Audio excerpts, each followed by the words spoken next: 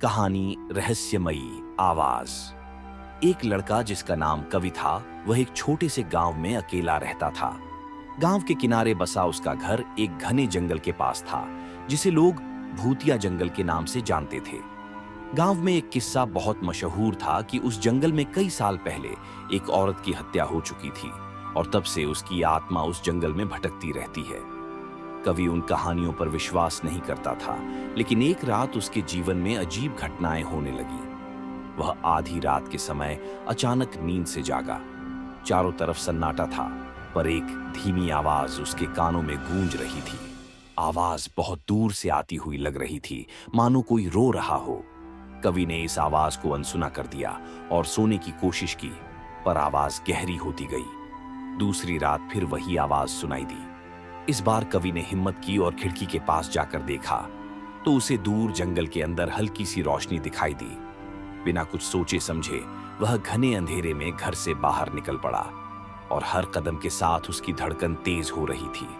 जैसे ही वह जंगल के करीब पहुंचा, रोशनी गायब हो गई और चारों ओर सन्नाटा छा गया। और तभी अचानक उसके सामने एक साया उभर आया। यह एक औरत थी जिसका रूप धुंधला सा था, जो सफेद साड़ी में लिपटी हुई थी। कवि ने जब उसे देखा तो उसकी रूह कांप उठी, पर वह अपनी जगह से हिल नहीं पाया। वह औरत धीरे धीरे उसकी तरफ बढ़ने लगी। उसका रोना अब साफ सुनाई दे रहा था, जैसे वह कुछ कहने की कोशिश कर रही हो। कवि को समझ नहीं आया कि वह क्या कह रही थी। उसने हिम्मत जुटाकर पूछा, तुम कौन हो? तभी औरत बोली, मेरा नाम माधवी है और इस जंगल में सालों पहले मेरी हत्या हुई थी। मेरी आत्मा को मुक्ति चाहिए, औरत ने जवाब दिया। उसकी आंखों में आंसू थे, पर चेहरा क्रोध से भरा हुआ था।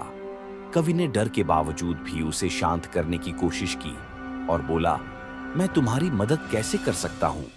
तभी माधवी ने कहा, तुम्हें मेरे हत्यारे का नाम उजागर करना होगा। वह अभी भी इस गांव में रहता है।